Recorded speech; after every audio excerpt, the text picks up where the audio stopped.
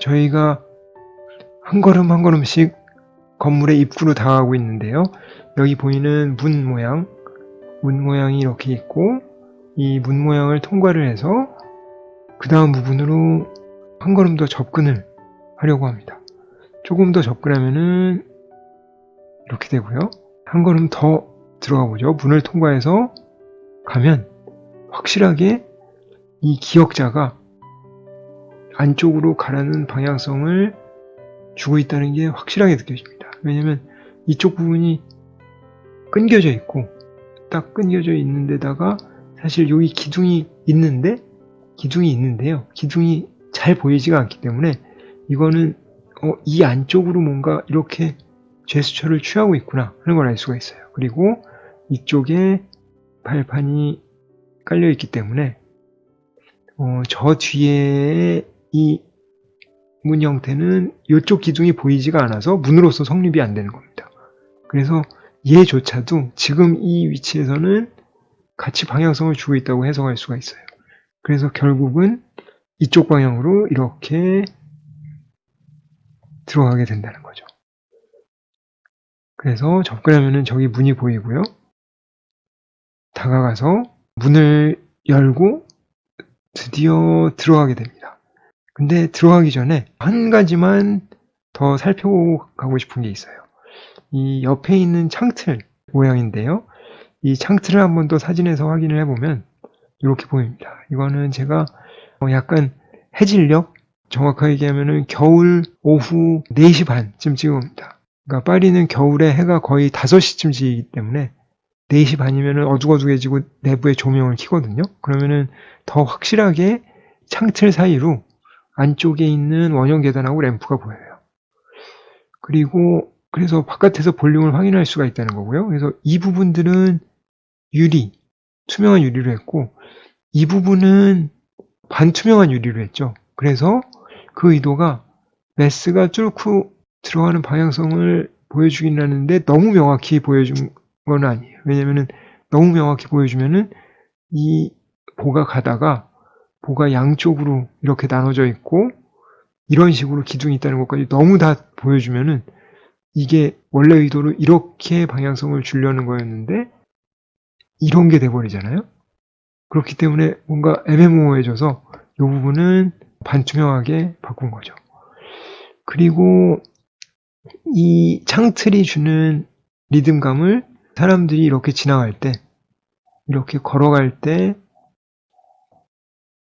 뭔가 이 부분이 지나가면서 탁, 탁, 탁, 탁 걸리면서 느껴지기 때문에 리듬감이 느껴진다는 거예요.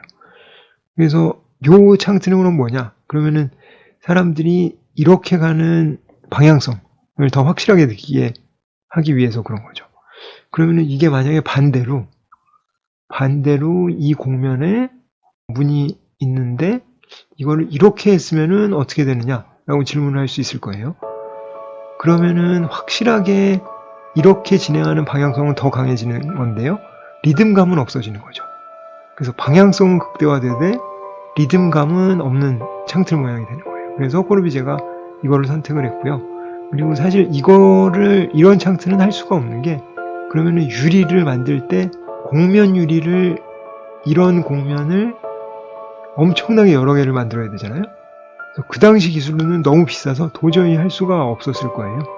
그래서 이렇게 하면 유리가 딱 직각 유리, 그러니까 평면 유리를 여러 개 조합해서 만들 수 있기 때문에 사실 이 창틀은 어쩔 수 없이 비용이나 기술적인 문제에서도 필연적인 거라고 볼 수가 있습니다.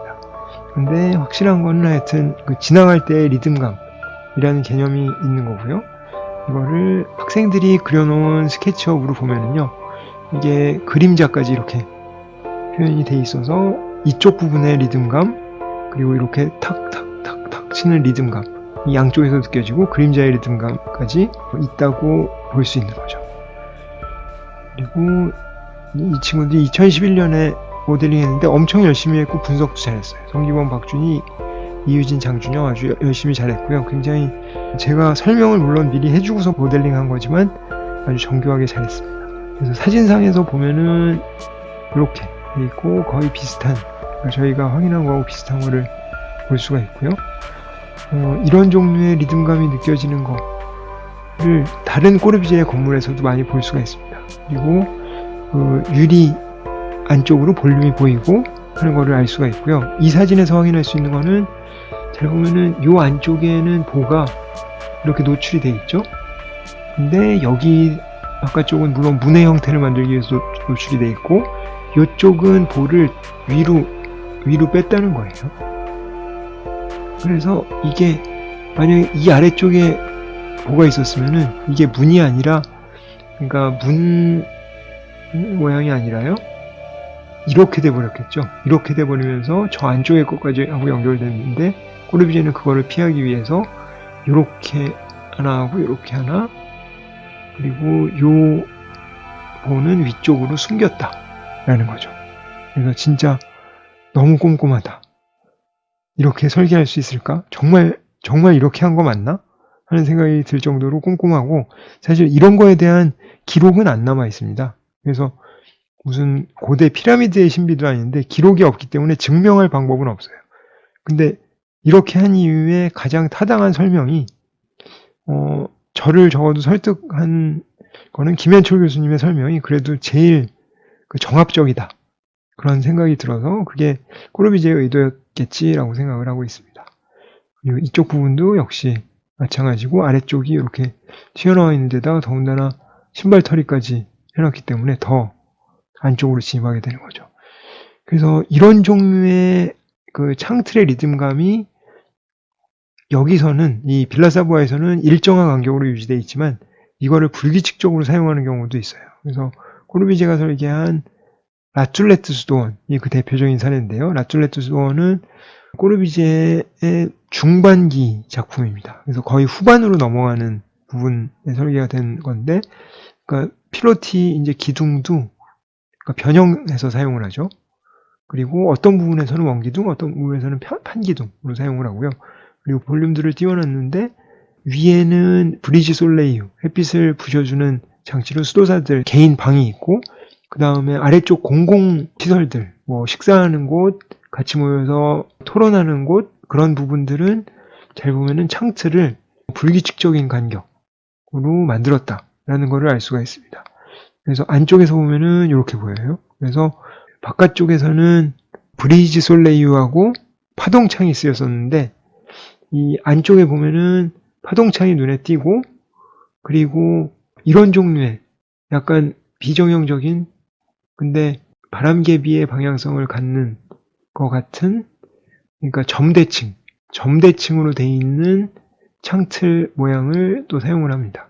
그리고 위쪽에는 수평창을 활용을 하죠. 그래서 라툴레트 수도원이 거의 창틀의 종합 전시장이다 라고 할 정도로 꼬르비제가 사용한 창틀이 다양하게 많이 사용이 되어 있어요. 그 중에서도 저희가 주목해서 볼 게 파동창이라고 부르는 창인데요. 창틀의 간격이 불규칙적으로 되어 있다는 거죠. 그래서 이 부분이 수도사들이 걸어다니는 회랑인데, 이 회랑을 내부에서 보면 이렇게 되어 있고요.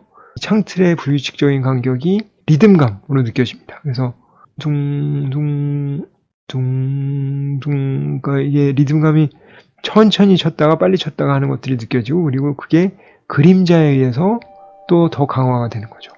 그래서 여기는 흐린 날이라서 그림자가 명확하게 보이지는 않는데, 그 가까운 리듬, 빠른 리듬, 그리고 느린 리듬, 그리고 뭔가 어떤 선율의 느낌, 그러니까 멜로디의 높낮이와 그 리듬감이 같이 있는 느낌이 듭니다. 그래서 어떤 사람은 이걸 걸어가면은 그레고리안 성가가 들린다는데, 저는 그 정도까지는 민감하지가 않아서 음악이 막 들려오거나 그러진 않더라고요. 근데 어떤 사람들은 걸어가면서 여기 음악이 들려와요 라고 하는 사람들도 있거든요. 저는 저도 그런 경지에까지 올라가면 좋겠습니다. 다시 저희는 빌라사부아로 돌아와서 리듬감을 느끼면서 문을 통과를 해서 이제 드디어 내부 공간으로 한번 들어가 보도록 하겠습니다.